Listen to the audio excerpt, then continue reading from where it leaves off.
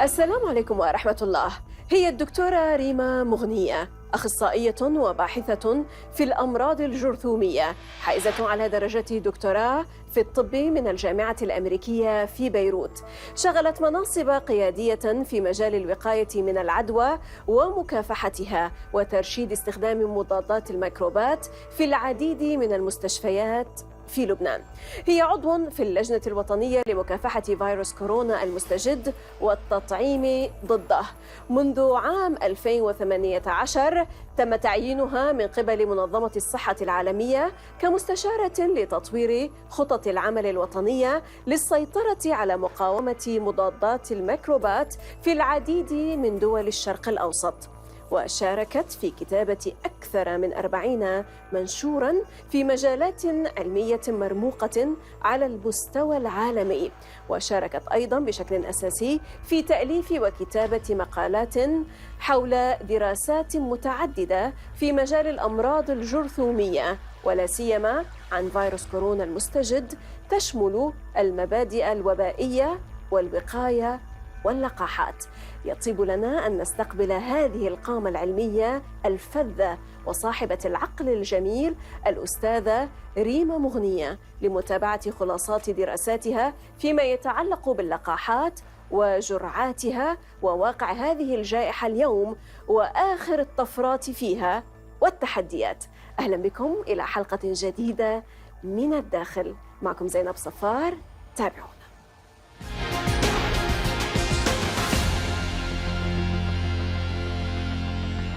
Dr. Rima Mugni, medical doctor, distinguished expert in infectious diseases. Welcome to الداخل from the inside, ma'am. Thank you. Pure pleasure to have you always. Well, today, after more than a year and a half for the coronavirus disease, COVID-19, declared a pandemic with new strains and mutations evolving and sweeping across the globe. Before we talk and delve deeply into the core and the findings of your study concerning the vaccines and the boosters, allow me to ask you about the most recent variant of concern as labeled by the WHO, the World Health Organization, Omicron. First of all, the nomenclature, the name of this particular variant, why is it a variant of concern? The causes, the response to the vaccine, the response to the treatment, and the severity of the illness, please. Okay, this is a variant of concern as defined by WHO. Whenever the variant has something like one of multiple characteristics. One of these characteristics is if the variant is very highly transmissible, if the variant can be dangerous, if the variant has a lot of mutations, all of these make the variant a variant of concern. Also, if there is a possibility that the variant might evade the vaccines, this makes it also a variant of concern. Mm-hmm. So the Omicron fits a lot of these characteristics. It has been shown that the Omicron in South Africa spread very, very quickly, and it is very, very transmissible. On the other hand, there are a lot of mutations in the surface proteins of the Omicron, which is the target of the vaccine. There is 32 mutations, which is the highest mutation known as number of mutations so far in the variants. So this gives it the possibility of evading the vaccine. It has not been proven yet, but still this is a possibility, which makes it a variant of concern that we have to really observe, surveil, and look if there is a problem with it in the world or not. If it will spread, if it will pose a new wave, if it will be more transmissible, if it will be if it kills more people, if it is more dangerous. The morbidity and the mortality rates. What about the treatment? The treatment, so far, the treatment of COVID-19 infection is the same for all the variants. Yes. The known treatment, the only acceptable treatment is remdesivir so far, and there is new treatments that are oral tablets that have been accepted in the United States and given some early authorization by the FDA in the States. These tablets, they kill the virus, and we don't know yet if they are effective or not against the Omicron. They are very effective against the Delta virus and the previous variants, and they are effective at the beginning of the illness. If they are given just at the beginning, when the patient just gets sick, not 5th or 10th day. The other modalities of treatments are like the corticosteroids or the immunosuppressants or the blood thinners. These are effective whatever the virus is, whatever the variant is.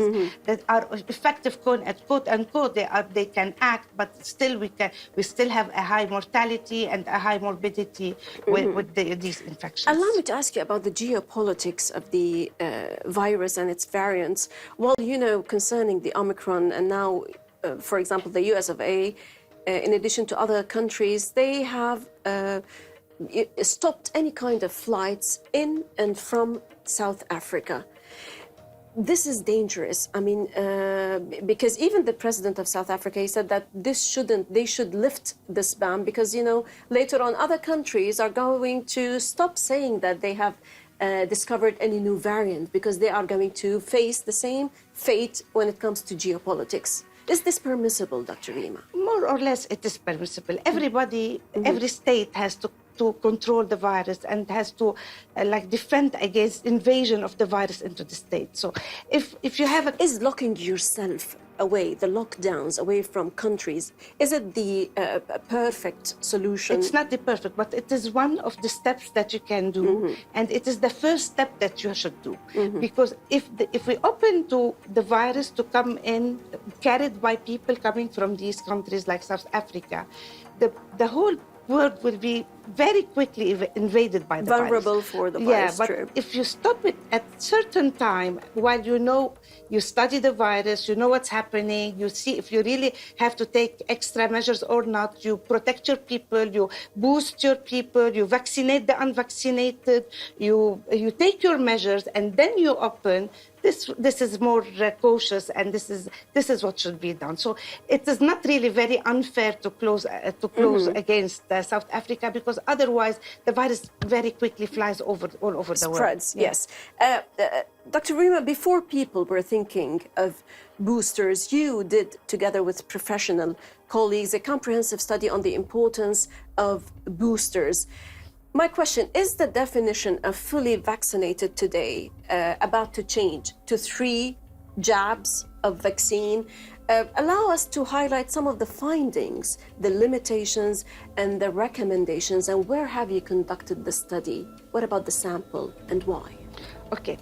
Lebanon is very special. Sure, always. Always. We have in Lebanon multiple types of vaccines. This is what makes it very special. Usually you go to the States, you know there is the Pfizer, there is the Moderna, and the Johnson, true. and that's it. You go to England, you find the AstraZeneca and some Pfizer. Lebanon is very special in a way that we have multiple types of vaccine. Almost all the types of the vaccine in the world are present in Lebanon. So we have even in sickness, Lebanon is special. Yes, in everything. Always. So at the beginning of the vaccination campaign, we started having in our vaccination center people coming, especially doctors and healthcare workers who work in the UAE or Saudi, who have taken the Chinese vaccine, the Sinopharm. True. And they came and they didn't tell us, and they took, because they were doctors, they took the Pfizer vaccine. And they were friends. And then they came to me, they were around 10 or 15. They told me, you know, we bluffed you. We have taken the Sinopharm and we took the Pfizer. So I asked them about the side effect, if they had any major side effect, any problem, and they denied that there was nothing. So the hypothesis that giving a Pfizer after a Sinopharm is not bad, at least it is safe. At the same time, there were reports all over the world that there are countries that gave the Sinopharm just 2 doses. They were struggling with the pandemic, with people dying. So there was the impression like just 2 doses of Sinopharm are not enough. And I had a small population of people who took the Pfizer and really did nothing, didn't have any side effect. So the group, we as a group who did the research, we thought of checking the antibody level of these people. So we took the antibody. The antibody level is a certain type of protein that the body secretes in order to protect itself from the infection. This is what we get when we get vaccinated. So the antibody level, it reflects the level of immunity. So when we compare the antibody level of these people who took the Pfizer after the Sinopharm it was much higher than those that took two Pfizer or that took two Sinopharm alone. So mixing and vaccines. Adding a third dose was a great idea. So of mixed vaccines. Yes, we did it. We had to do it because this is what the circumstances led us to here. And then we conducted a study. We took people that have already taken the Sinopharm vaccine, like 2 to 3 months before coming to us. We started gathering all the people in Lebanon that we knew that took the Sinopharm vaccine. We started calling doctors, did you vaccinate with the Sinopharm? Please send us your patients. And we gave them the Pfizer and we checked the immunity, and this confirmed our first finding that they had a much higher immune response. So there were two conclusions. One conclusion, if you don't have a very good immune response, or if it's late maybe, you can boost with another dose and you get a much better response. You revive your immunity. With another different so vaccine. at one point, a third dose is possible. Okay. Another point, giving a different vaccine gave a better immunity from two different vaccines. Dr. Rima, is it any vaccine, you mean? No. Or it has to be limited within those big names like the Pfizer, the AstraZeneca, the Sinopharm, the Sputnik 5?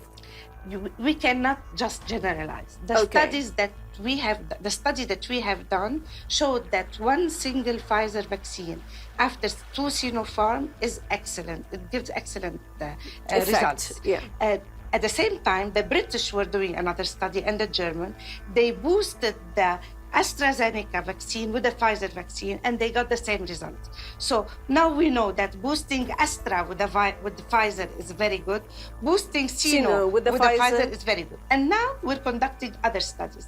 So now we're conducting a study where we're asking people who got 2 Pfizer vaccines to have a boost, instead of having the boost as Pfizer, to have it as Sinopharm or as Astra, and we will check the immune response compared to those that have the boost as a Pfizer. So we're trying to mix in the boost. Allow us to stop now for a short break, Dr. Rima. I'm going to talk about the opinion of the WHO when it comes to the booster. They have a specific opinion when it comes to the booster, but after the break. إذا فاصل قصير ونعود. لا تذهبوا بعيدا.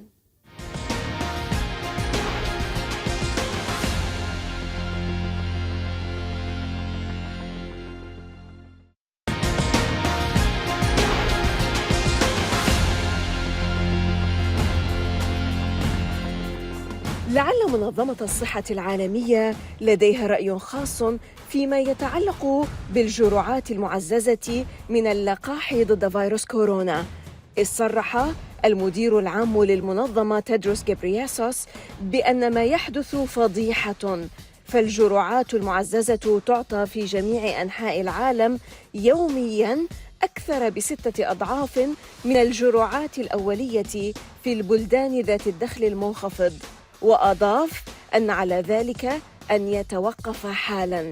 الدكتورة ريما مغنية، الطبيبة والخبيرة الباحثة في الأمراض المعدية، هل توافق على هذا الرأي؟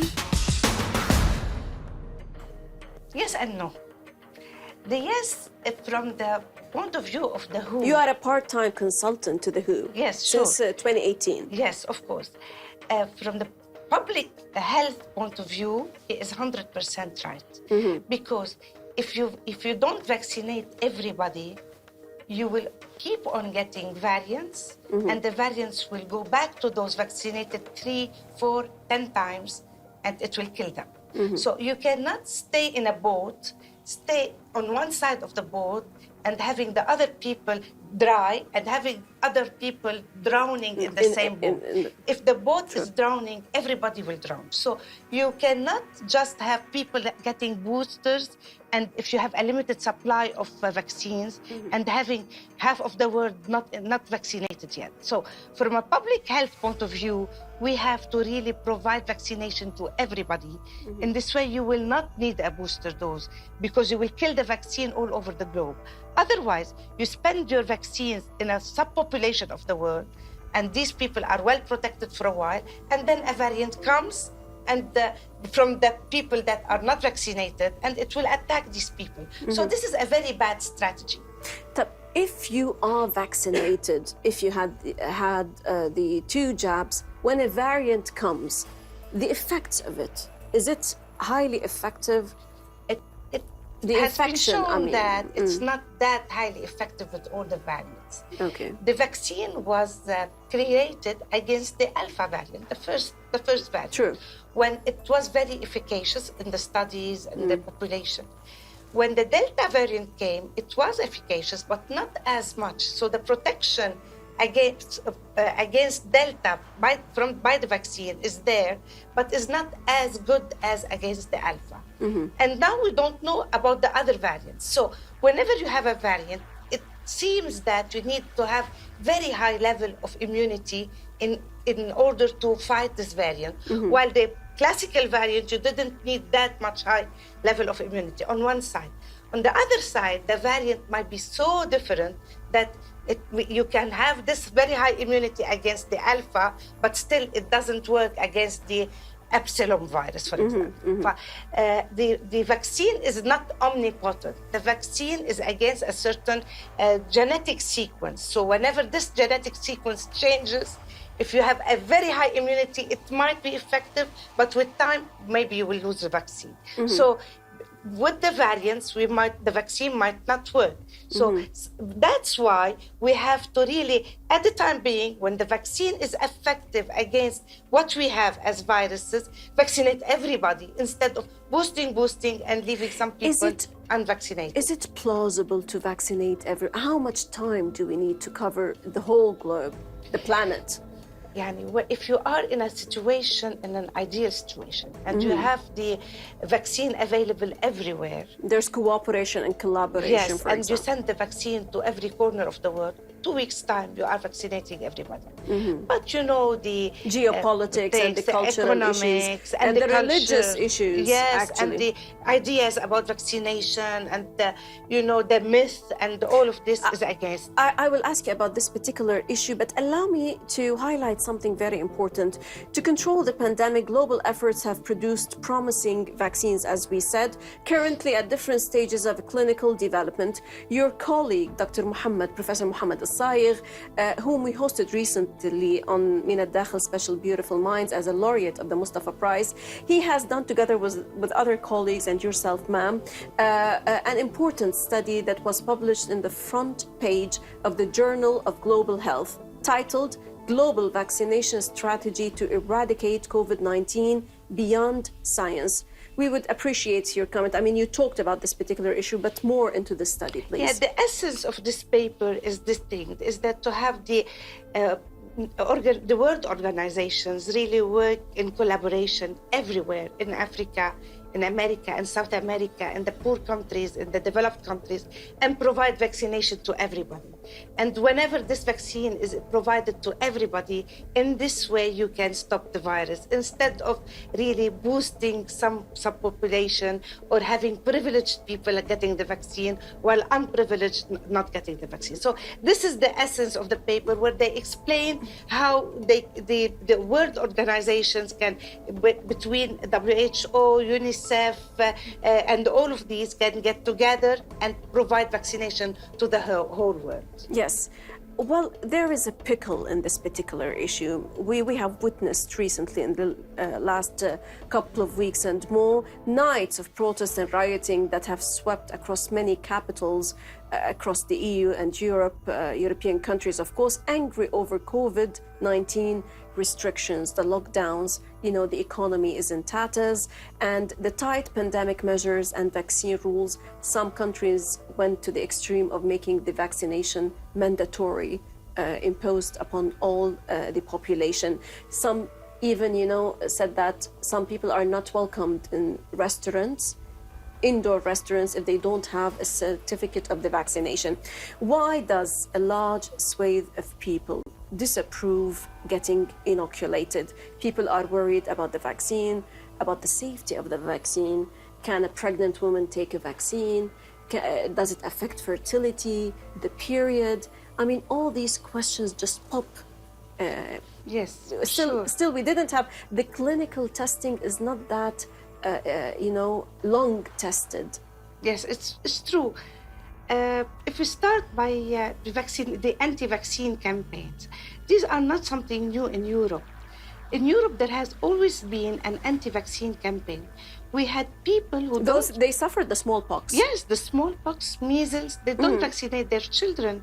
There was a rumor or an idea that measles vaccine causes autism. And everybody stopped vaccinating their children against measles. Then there was a study, a very big study, that showed that it doesn't cause autism, but nobody cared, and still people don't want to vaccinate. You know, these conspiracy theories are very plausible to people. They like them. People have affinity to things that they want to harm you and all of this. And as you said, the side effects of the vaccine, we're not sure about them. We are sure about the side effects of the vaccine. We cannot wait 20 years to see if the vaccine is safe and let the pandemic kill the whole population. We are not in a choice situation. We cannot choose to have the vaccine or not. If we don't have the vaccine, the virus will invade the population and the mortality will be extraordinary. It will be great, but very, very big. So really, we have to take some risk. In medicine, in Arabic, we call the doctor Hakim, which is wise and not sage medicine person. or whatever. Because every medical decision is a decision of wisdom, is not only a decision of knowledge. Because whenever I treat a patient, I always have some side effect in my mind, but it's like in a balance. You put your treatment in a balance and the consequences of treatment, the side effect or the things that you don't want to have from the treatment on the other balance, and you see which way is more. Yes. So people, the populations cannot do all this thinking and start thinking about what can we do? We don't want to be killed. They look at only the negative part of vaccination that are only hypotheses. What will happen after 20 years to the next generations and all of this. Theoretically, there's nothing to this. So theoretically, there's no reason to think in this way. Proof, we cannot prove it. We are not like 20 years after the vaccine. We are only 2 years within the vaccine. Sure. So but this conspiracy theory has already been there in Europe with the vaccines. And now because the dose of vaccination, the dose of the pandemic is very high, this gathered a lot of people. It has exceeded the most pessimistic curves today concerning this pandemic and its different variants. Dr. Rima, well, one can never, get bored of listening to your words till the end of the night. But unfortunately, time has run short. Dr. Rima مغنية, medical doctor and distinguished expert in infectious diseases. Thank you very much, ma'am, for your enlightening information. Thank you very much. Thank you. Always a pleasure to have you. Thank you. والشكر لكم مشاهدينا الكرام على طيب المتابعة. للتفاعل أكثر تابعونا على صفحات السوشيال ميديا. من كل فريق عمل من الداخل، من كل الميادين، السلام عليكم ورحمة الله.